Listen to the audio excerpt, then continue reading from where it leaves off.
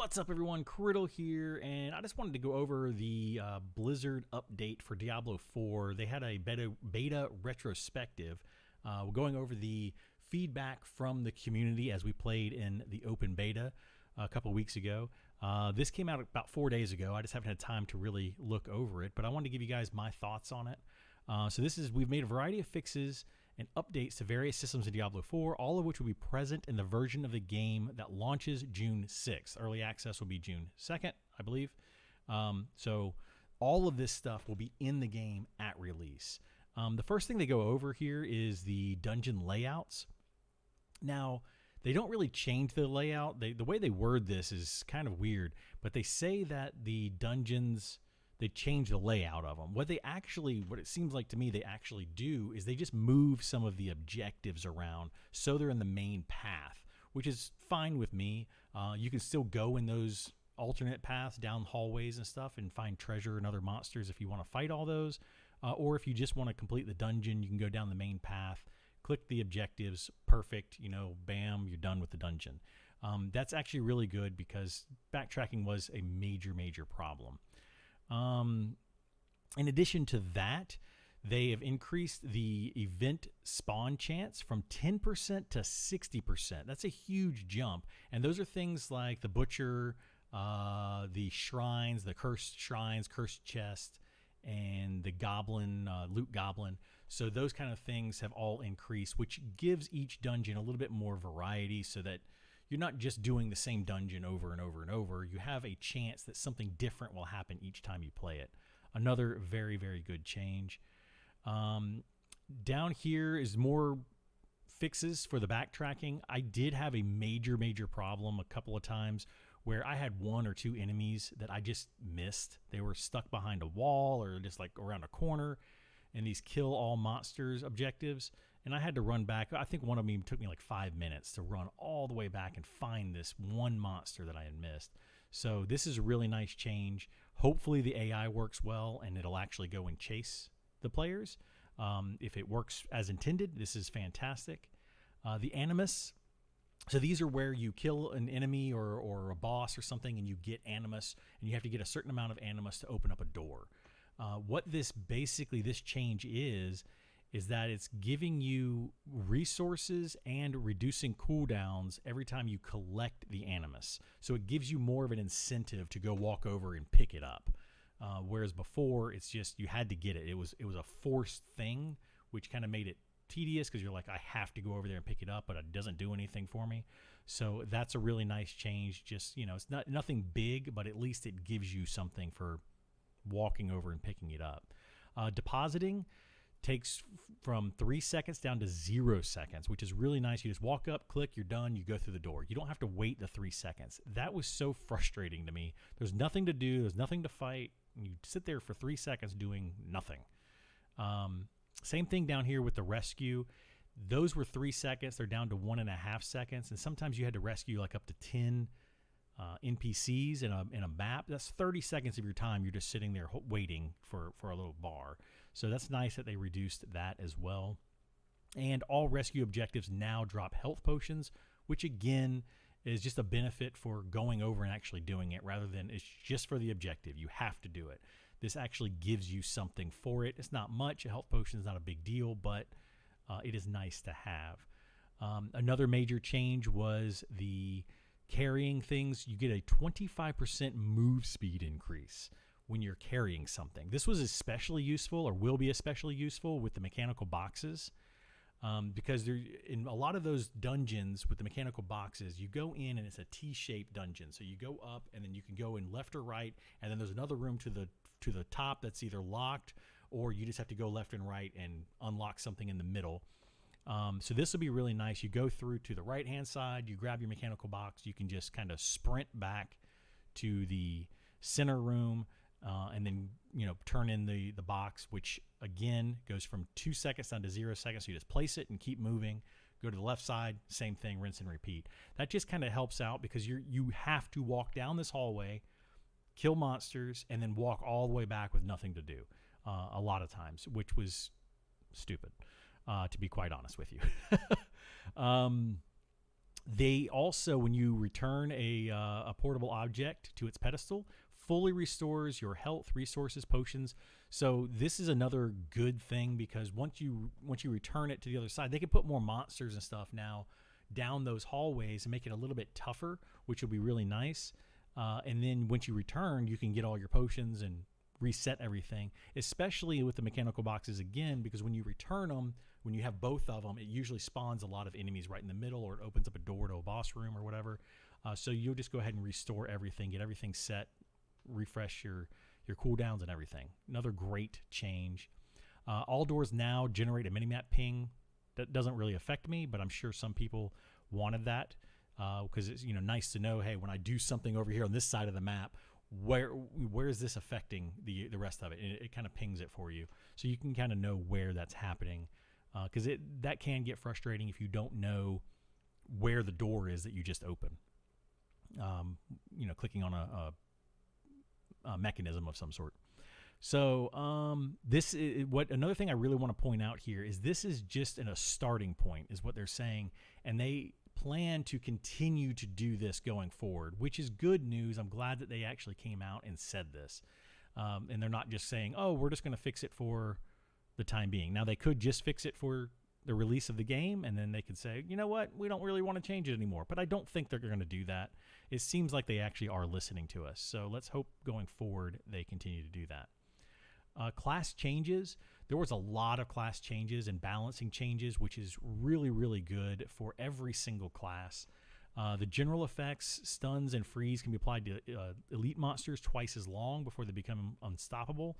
This probably won't affect me much, although my sorcerer build, I do use freeze. But I think for the barbarian, this is going to help quite a bit, because you can build a barbarian and a melee druid to do a little bit more stun stuff. And then not being able to stun elite monsters very long, and then they become unstoppable, kind of a pain in the butt. So that's actually a really good change. They reviewed classes to confirm that classes have access to sufficient skills that remove control impairing effects. I'm not sure. I didn't realize, I guess, that there weren't enough of these. I didn't use them often, but there were a lot of abilities like stuns and freezes and stuff that you would get early in the game at like level 15 or something that was 3 seconds long. That's way too long in an action RPG. So they kind of expected you to use these, and I guess they just didn't give you enough of these. So they said sufficient skills. I know the rogue in particular, they didn't have a lot of defensive skills, but we'll see how that plays out. I didn't really notice it too much for myself, but it could definitely be beneficial. Many legendary powers have had updates to their effectiveness. This is really good, because the legendary powers in the game were very, very, very underwhelming for the cooldown on them and what they're supposed to be.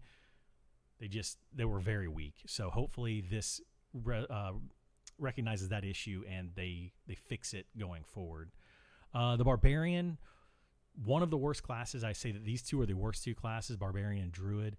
But this gives the barbarian a flat damage reduction of 10% all the time, which is really, really nice. They counter that by making some of their other damage reduction abilities reduced. So, you can't become completely unstoppable. But this flat 10% passive is really nice, just because barbarians are mostly a melee class. So huge benefit there for barbarians. They had a lot of issues, but I think one of their biggest issues was chasing after enemies, which we'll talk about down in another part down here, because they do talk about that in some of the bosses. The whirlwind skill now deals more damage, consumes more fury. I don't know how I feel about this, because whirlwind, in my opinion, from Diablo 2 is where I used it a ton when I played a barbarian. It's a fun ability. Hopefully the damage increase is enough to where you feel powerful, and the fury, the more fury that it consumes is not too much. There is the enhanced ability that allows you to gain fury as you damage enemies. So hopefully you can still, spin around a couple of times, and this will give us enough damage without running completely out of fury. So we'll have to test with that and see how that works out. Double swing skill enhancement refunds full fury cost. This is also just a small change that could be very, very big. I didn't really use double swing very often. I used the frenzy ability as the basic attack, but then I used upheaval for my core ability. I really liked upheaval a lot. It felt good to use.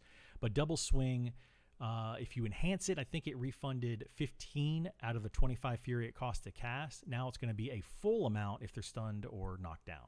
So that's good. Basically, you'll be able to sit there and spam the double swing on anything that is stunned or knocked down.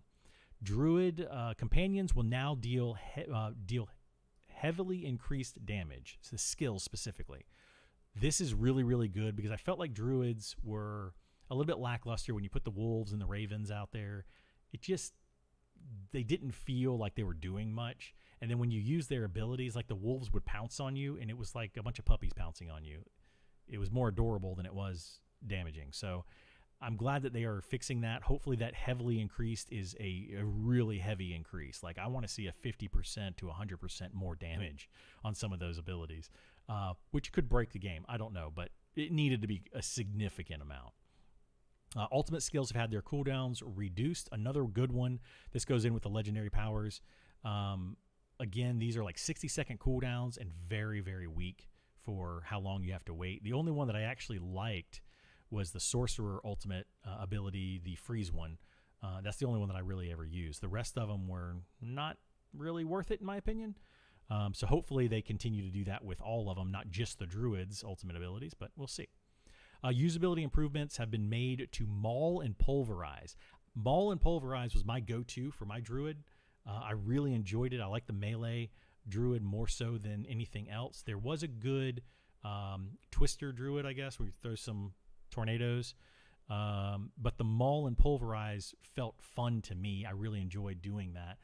So I don't know what they mean exactly by usability improvements, other than maybe the animation of maul was a little bit slow and pulverize could use like a slightly larger radius to make it a little bit easier to hit multiple enemies. So hopefully that's what they did with these. I didn't really max out attack speed using maul, but it was definitely very slow. Using a non-shape-shifting skill would transform a druid back into their human form. Again, a huge, very good change for the druids because there are items and skills that give you a bonus or a boost of some sort anytime that you shapeshift into a werewolf or into a bear or even into human. Anytime you shapeshift, period, you get these bonuses. And it wasn't happening enough, especially as when I was doing maul and pulverize, because I was staying as a bear the entire time and I wasn't shape-shifting back and forth. So this would be good. You can shape-shift back and forth, go into a human, cast something, and then shape-shift back into a bear, get that bonus again. So that'll be a nice change and just make the druid a little bit more fun to play. Necromancers. They did a lot to necromancers, which is fantastic.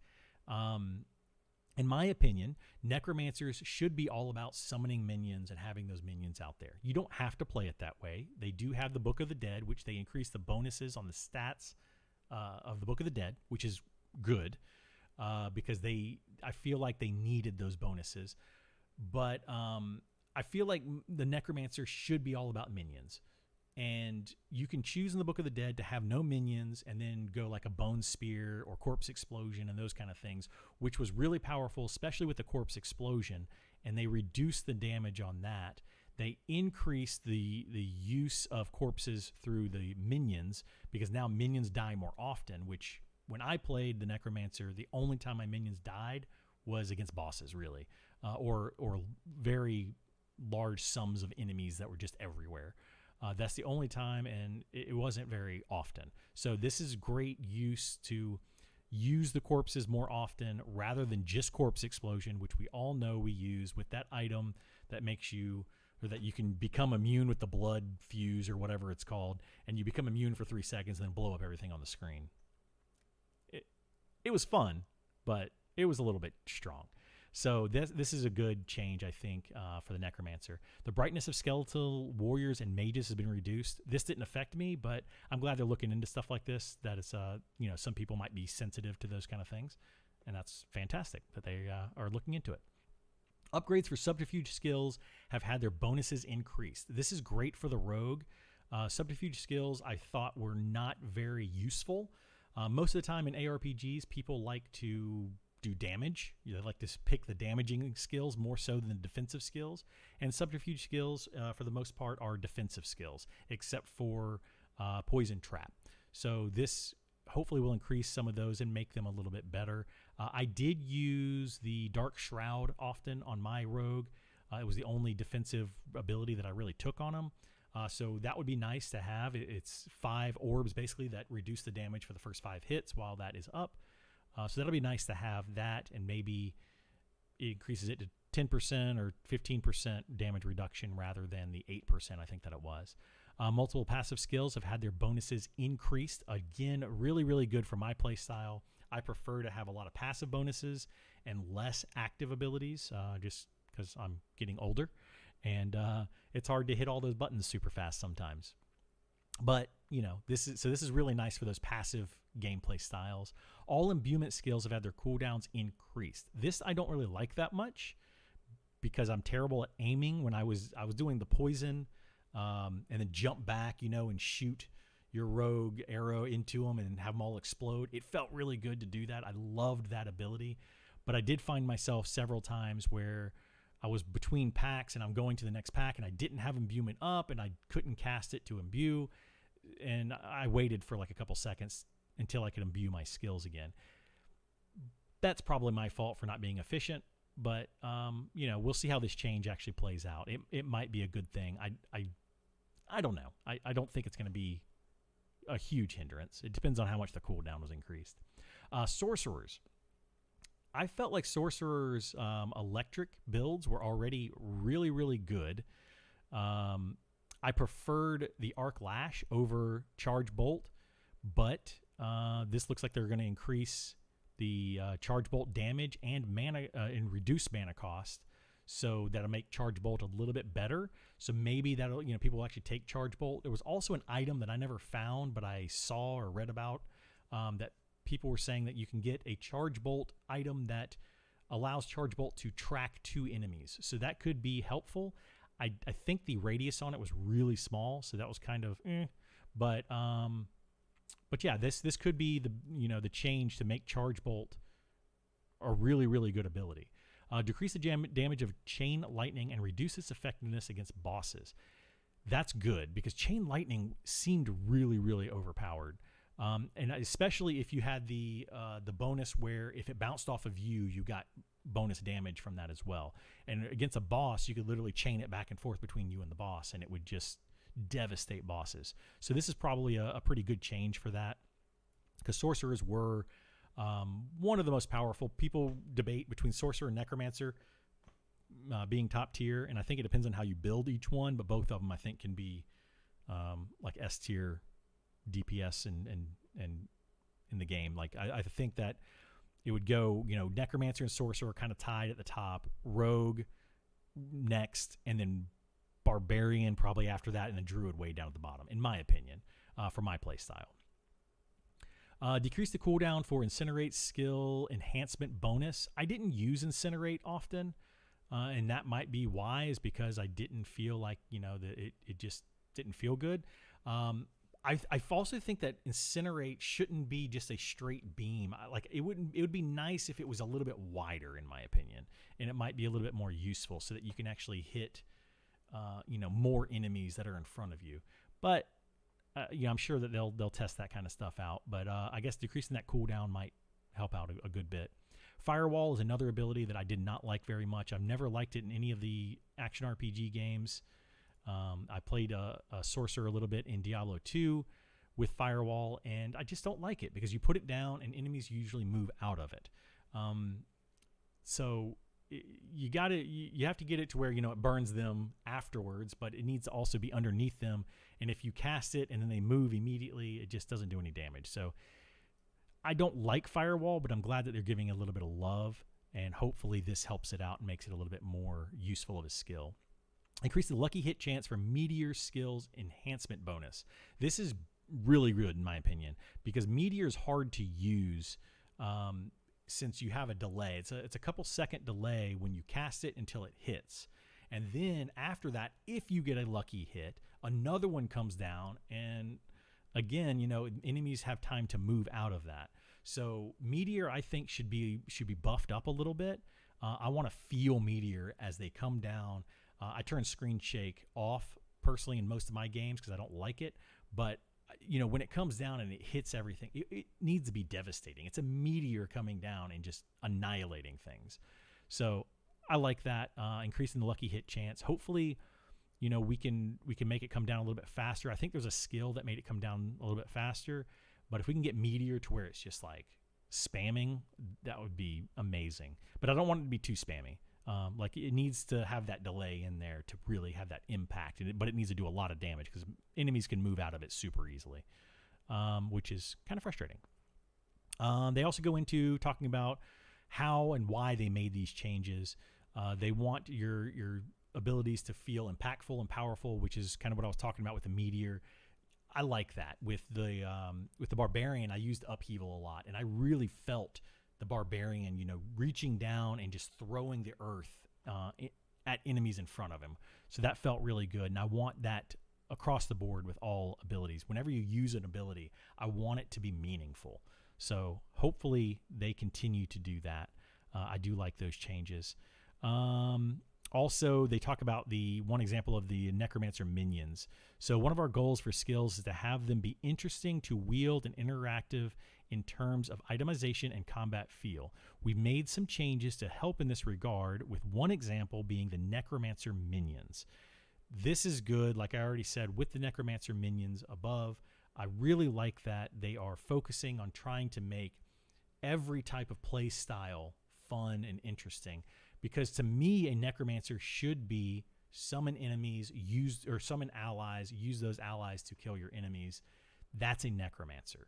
But what ended up happening is the Necromancer gets one ability, like in Diablo 2, it was like Bone Spear. We would play Bone Spear Necromancers and just stand back and shoot at them. They're basically casters, like sorcerers. And then in this game, though, we have Corpse Explosion. Corpse Explosion was also used in Diablo 2 quite a bit, but not in the way that it is in this game. This game was just way, way powerful with Corpse Explosion. So I don't mind people wanting to play that way, and that's great, but it really makes it to where you have to play that way, and using minions abilities wasn't really worth it. So hopefully they continue to balance that. I don't like that, the minions are going to die more often now, and you're going to micromanage them, but that's a play style that I just don't enjoy, but some people do enjoy that. So hopefully this will fix that. UI issues. They fix a UI with a screen reader. That's great. I think any type of accessibility in games is very beneficial. I can't stand when players are saying, oh, well, why make an easy mode? Why make a story mode? Why do you need all these accessibility things? They just don't understand it, right? I don't need them personally, but I understand that others might. And I love that they're keeping an eye out and trying to make these things work properly the way that they are supposed to. So kudos to the dev team for this.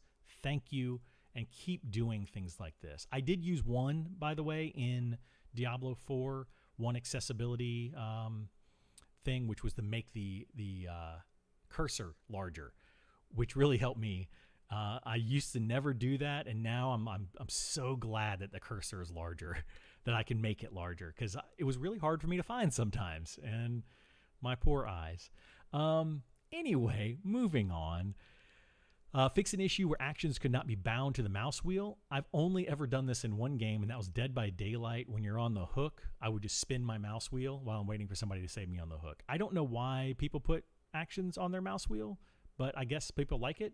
But I mean, you should be able to do that. I think if you should be able to map keys anywhere you want, that's comfortable for you. So, because everybody's got a different play style, we have different equipment, right? Not everybody has fancy keyboards and stuff with all the little buttons on them, so we should be able to map it however we want. That comes down to this as well. Fix an issue where evade couldn't be bound to the right analog stick on a controller. Again, I used the controller for maybe 10 seconds just to see how it worked. I play mouse and keyboard with the PC on action RPGs. In a third-person game, I usually like to play with a controller, but top-down third-person like this, mouse and keyboard. The controller did work great, though. I have an Xbox controller. I just picked it up, and it worked fine for what I used it for. So that's good that they're changing some of these things.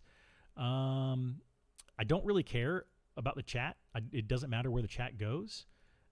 Character stats will be displayed. That's great. The move and interact buttons, again, just mapping wherever you want. This is really nice too, because you can hold down shift, and use your abilities like firebolt or whatever. Or you can just map it now to a different key altogether. So you just always cast firebolt whenever you left click.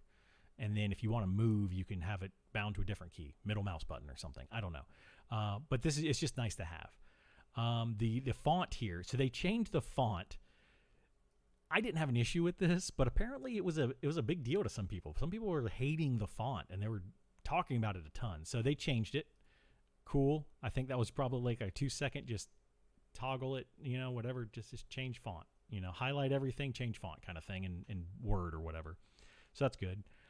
Encounters fix multiple issues that allowed bosses like the Butcher to become unresponsive. That's always a good fix. The Butcher has been reevaluated for difficulty and will present a greater challenge in World Tiers 3 and 4. I'm actually really looking forward to World Tiers 3 and 4. I want to see how the difficulty ramps up. World Tier 2 was difficult, but I didn't feel like it was overly difficult. The Butcher was also a hard fight, but I saw some people that were just annihilating the Butcher in 5 seconds. It needs to be a harder fight. I want to see a Butcher fight that's like 20 plus seconds, maybe even up to 60 seconds, like having a long fight where you're constantly having to move and avoid things and at the same time doing damage would be great.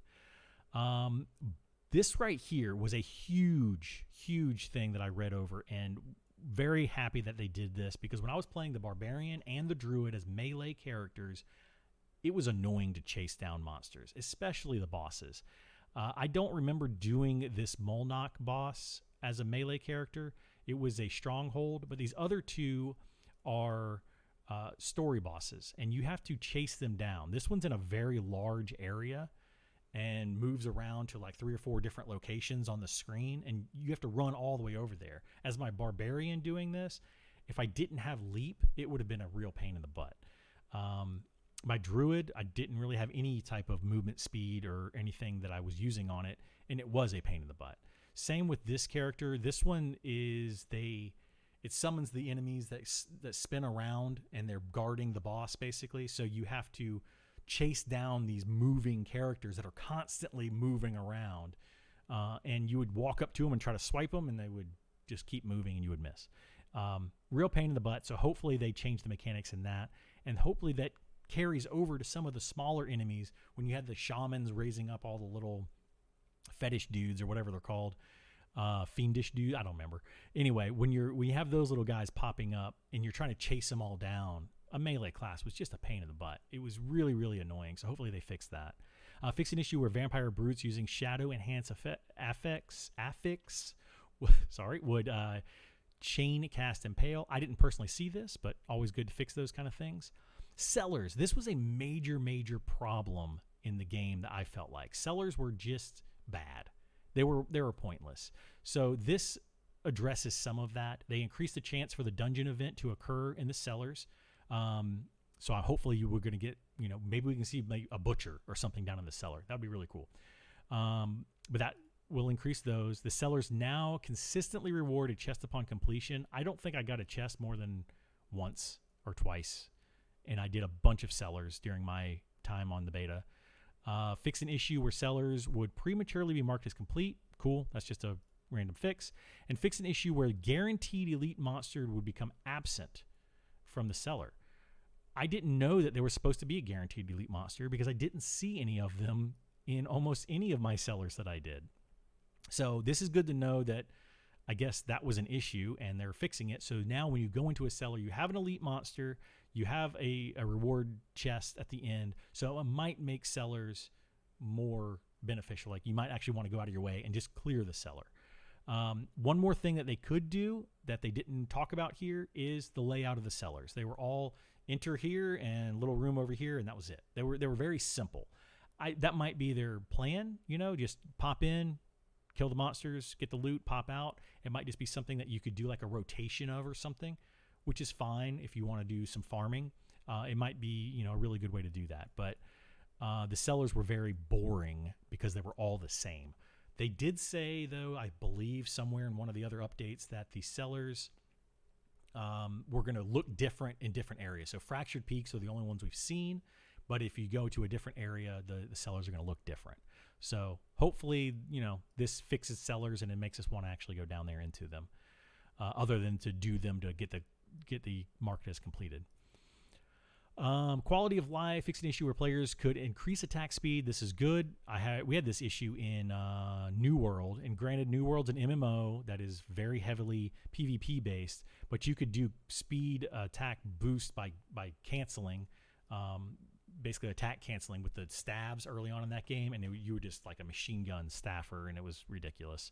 So I'm glad they're doing that. I personally don't do PvP in Diablo, but anybody that does PvP, this is a good change for that, because otherwise everyone would just do this and just stack it up and go annihilate all their friends. Fixing issue where characters weren't immune. This is also another really nice little fix. I didn't know that was an issue, but I guess playing with multiple people, if your friend loads in 2 or 3 seconds faster than you and all the enemies come at them, and then you load in and then you instantly die, not fun. Dungeon reset has been disabled. Cool. This, I think, might have been like a hardcore thing. I don't remember anything about dungeon reset when I was playing, but they talk about it down here a little bit more. And the dungeon reset and hardcore stuff is a weird thing to me. So hardcore, I don't agree with. I think hardcore is, I should say I don't agree with it. I don't like hardcore because one little mistake, you die, and it ruins everything for you. Also, my son sometimes will come up, and he'll put his hands over my face or something, or poke at me, and it'll distract me from the game. And if I die during that, I don't want to get mad at my kid. I'm not going to get mad at him for doing it. He's just wanting to be with his dad. But it's frustrating, for somebody like me. So hardcore, not my thing, but it is there for those that want to do it. And I guess with the dungeon resets, they're saying that they don't want you to be able to reset your dungeon over and over and over and just keep doing the same thing over and over. So that's basically what they were trying to do there. This isn't a permanent solution, they go on to say, and they want to try to figure out a better solution for this in the future, which is really nice. And that brings us to these nightmare dungeons, which are really going to be the in-game. So in fact, the full game players will acquire sigils that will unlock nightmare dungeons, which are specifically designed to be completed repeatedly and are optimized to be highly rewarding and replayable. That is fantastic. And with that, they're going to be talking about more of that down here on the dev update on Thursday, which is April 20th. So at 3 p.m. Eastern, was it 11 a.m. Pacific? So like 3 p.m. Eastern. I will be watching that. We'll be streaming it live, and I'll watch it and comment on it. I'm really looking forward to seeing what the end game looks like, because we really haven't had a lot in that.